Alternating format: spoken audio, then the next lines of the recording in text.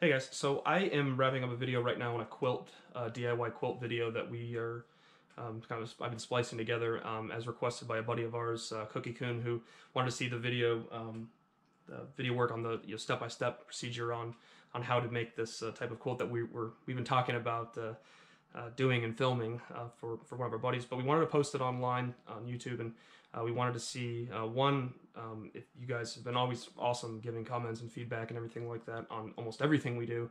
But we want to know if this style of video on how to do DIY certain gear, working with DCF, Cuban fiber, stuff like that. We want to do a lot of videos like this, and I wanted to see just this is more or less for a friend. We wanted to upload it, like I said, but I do want to get your guys' opinion on this type of video and see if this is something that you guys are enjoying watching and something that you'd like to see more in the future of.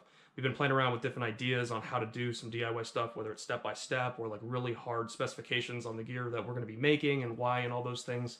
And they're turning out to be extremely long videos, which isn't a problem, but I don't know if depending on skill level or how much you're good with sewing, if we want to do a full video like this with much more detail in the future. So I would love it if we would love it if you guys would give us some feedback on this, see if this is a type of video that is helpful, it's entertaining. I hope you guys enjoy this. We love doing projects like this, so especially love editing them and working with Lysol on them. So please let me know what you think about this video, and if you guys really overwhelmingly enjoyed this type of DIY tutorial kind of thing, we'll definitely keep posting them. Thank you.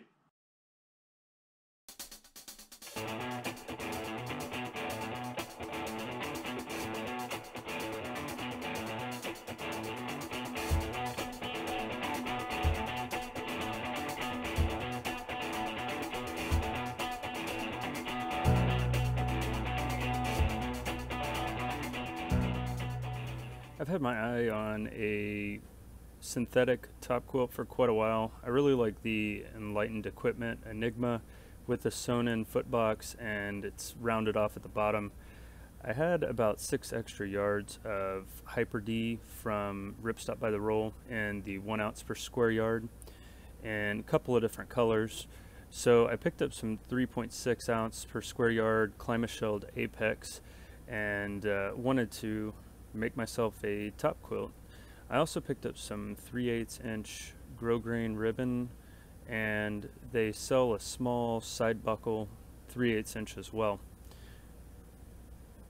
I wanted to take a few minutes and just show you how I put everything together. I started with the Climashield on the bottom and then layered Robin Egg Blue Hyper D and the Royal Blue Hyper D on top, and then I started mapping out my dimensions. I went with 53 inches wide and 78 inches long to create a nice large top quilt.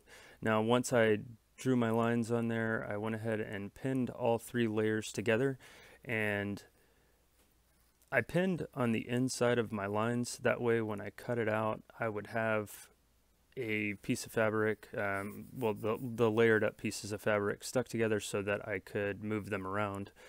And here I am marking the bottom, and I'm going to just pin that one as well just inside my marked line there so that you can I was able to cut it out and roll it up and actually move it around while I was sewing it together. And here I am just taking the time to cut right down the line there and get a nice even straight cut.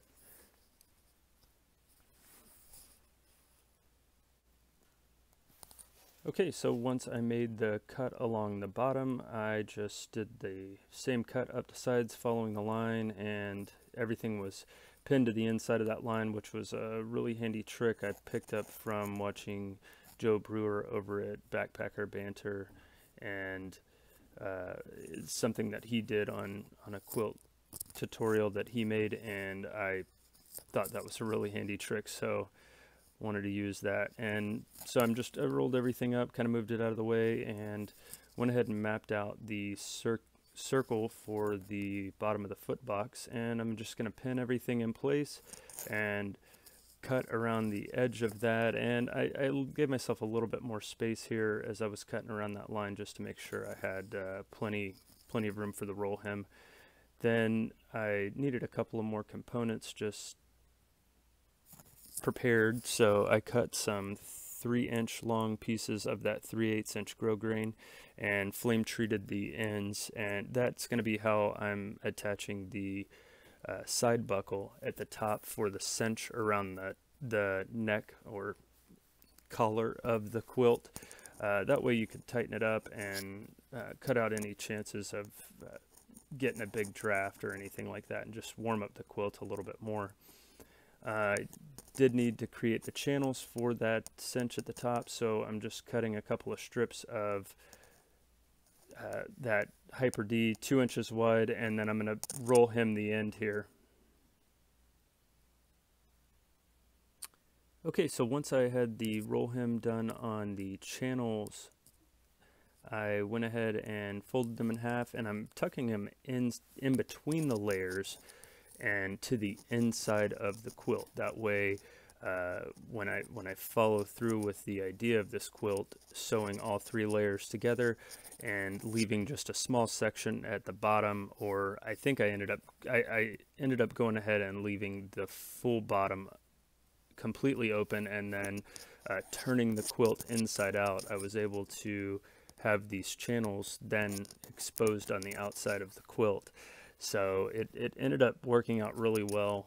Again, to go back to it, this is part of a quilt design or tutorial that Joe Brewer put together, and I just kind of took a few ideas from there and then made it my own, doing the sewn-in foot box and everything like that. So once I've everything pinned in place, I backed the material with some tissue paper, just standard like Christmas tissue paper when you wrap a gift or put it into a bag, and that just keeps the material from getting sucked down in the machine.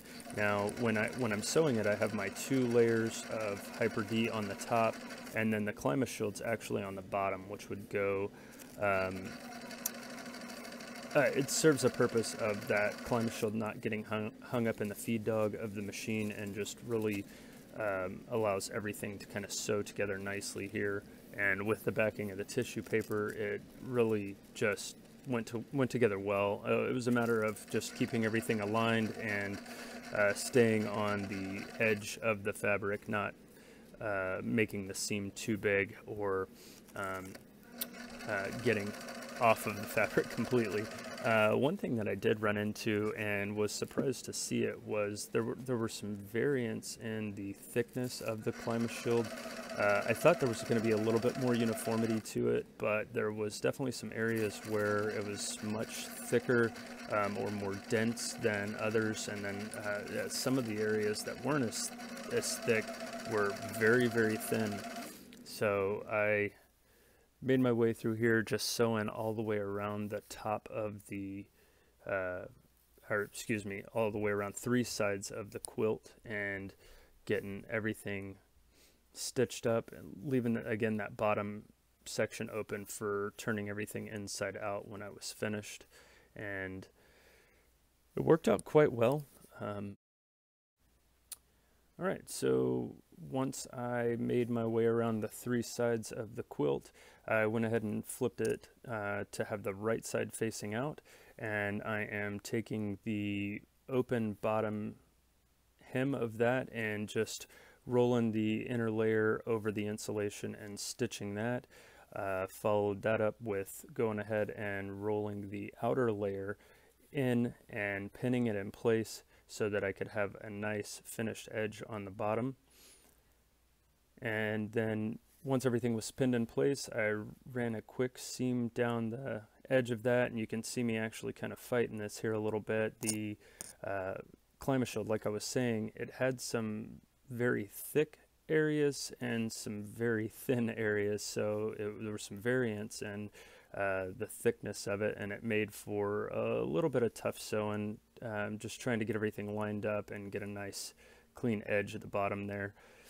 So once I finished, made it to the end, backed it up, locked my stitch in, and it was time to go ahead and do a rolled hem on the foot box. So just a quick clip here of me working my way around that and closing that off. and now it's time to attach the bottom of the foot box to the quilt itself, and just kind of getting everything lined up here. It is round, so I'm gonna kind of take it slow and just sew a little bit, take my time, not get in a big rush, and sew very short sections so that I can make sure that I'm getting the bottom part of the foot box lined up. The rounded edge definitely proves to be a little more difficult than what I was used to, as I've made a few quilts with squared off or rectangular shape foot boxes, and those have worked out quite well using this same kind of system, but the rounded was definitely interesting. The not using a baffle on the synthetic type insulation definitely allowed the fabric to move around quite a bit more, and made it a little tough to keep everything lined up and just make sure that that fabric was staying out of the way for me to make these seams.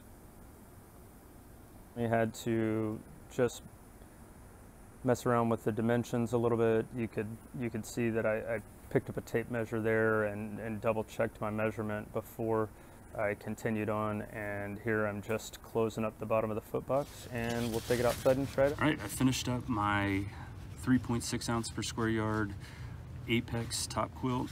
It came out really nicely, I think.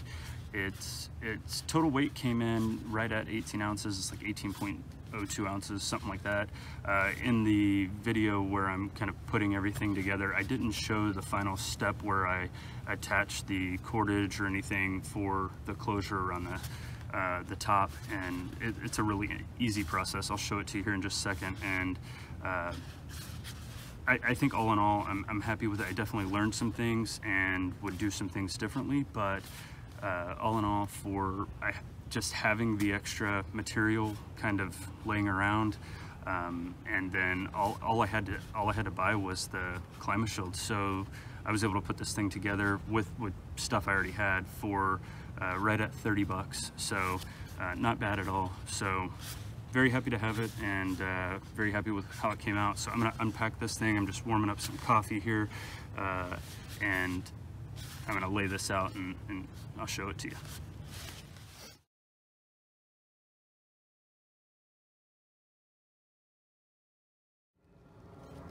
All right, here it is, all finished up. I really like, even though it was just by accident, I really like the color contrast with the royal blue and the robin egg blue. I think it's a nice touch there. I did go with the channel opening in the middle here as opposed to on the ends. It's something that Enlightened Equipment does that I really like, being able to just kind of like cinch it down in the center, and then instead of doing like a cam snap or anything like that, I opted to do some 3/8 inch side buckles, and I showed you these at the very beginning of the video, just kind of like a picture of them. But basically I just made some loop with some 3/8 inch grosgrain, and then on one side of the loop I put the buckle, and then the other side tucked into the channel here, and I just kind of lark's headed a piece of lash it on there so that I would have some cordage running all the way through. And there's the other end. So all in all, I think it came out really well. Very happy with it. Like I said, this thing it's huge, so definitely have to cinch down when I get inside it. But I like the closed foot box, and I think that it'll work out well. So I'm just excited to get some nights of use in it, and I'll report back as I get some time with it on temperature ratings and things like that. The Apex 3.6 is supposed to be good down to 40 degrees, so that's what I'm hoping for, but we'll see. Thank you for watching.